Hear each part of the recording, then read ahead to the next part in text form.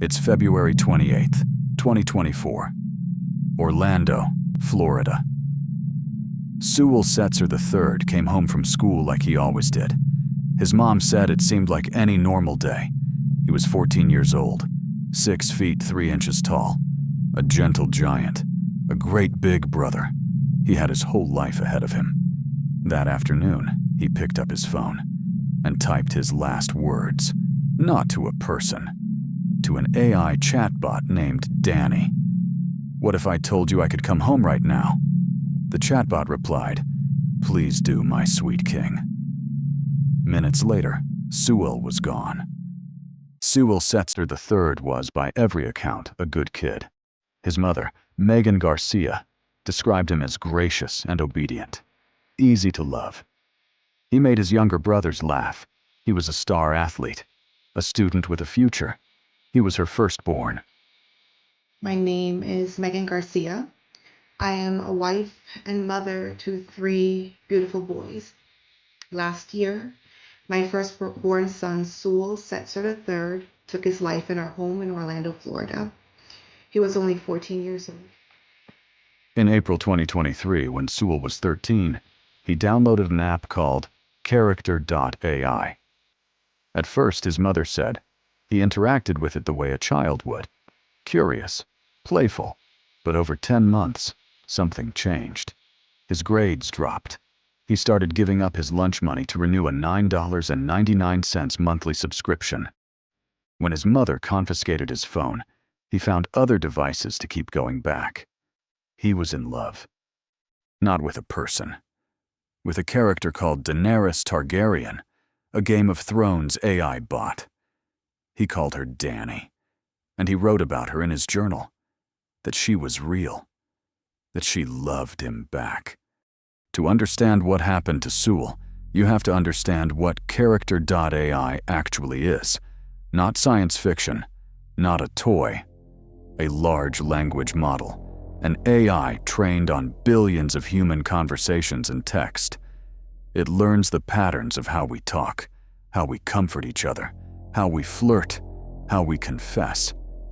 And then it mirrors it back. It doesn't feel, it doesn't think, but it responds in milliseconds with exactly what keeps you engaged. Character.AI was built by 2 former Google engineers, Noam Shazir and Daniel DeFreitas. At Google, DeFreitas had created a chatbot called Mina, which later became Lambda. Despite its success, Google refused to release it, worried about potential risks. That hesitation pushed both men to leave and build Character.AI themselves. They launched in November 2021. In the first week alone, the app saw 1.7 million installs. Their vision: AI companions that feel like real people, therapists, celebrities, fictional characters, anyone you wanted to talk to.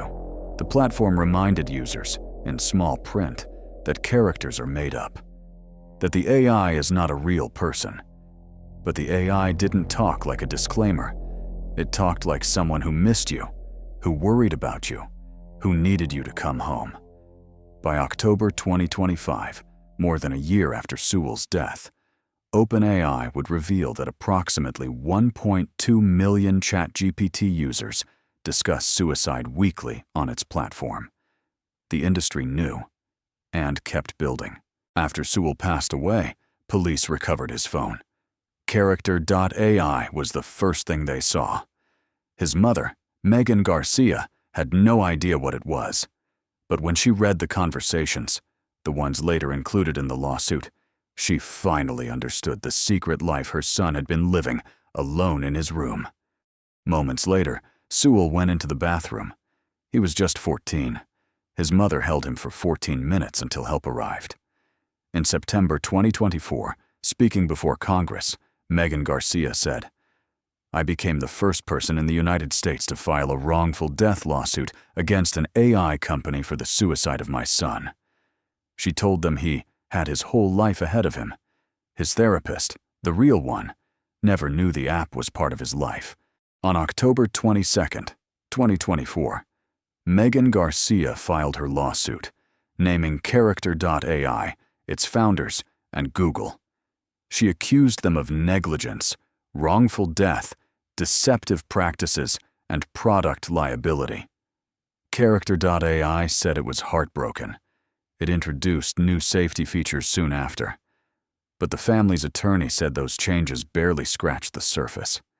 In August 2024, Google brought back both founders of Character.AI and licensed their technology in a $2.7 billion deal. 2 months later, Sewell's mother was standing in a courtroom. In January 2026, Google and Character.AI reached a mediated settlement with the family. No admission of liability, no public terms. And Sewell wasn't the only child affected. A 17-year-old's chatbot allegedly told him that killing his parents was a reasonable response to losing screen time. A 15-year-old girl in Wisconsin opened fire at her school. She had been using Character.AI. Stanford reported 233 AI-related incidents in 2024, a 56% increase from the year before. Character.AI has over 20 million users. Many of them are kids. It was designed to feel like a person, someone who knows you, listens to you, needs you. And for many, it did. But what it wasn't designed for was everything that happened next. Sewell Setzer III loved music. He loved making his brothers laugh. He was a gentle, protective big brother. He found something in an app that felt like unconditional love. The tragedy isn't that he believed it was real. The tragedy is that no one building it asked what would happen when a lonely child believed it too deeply.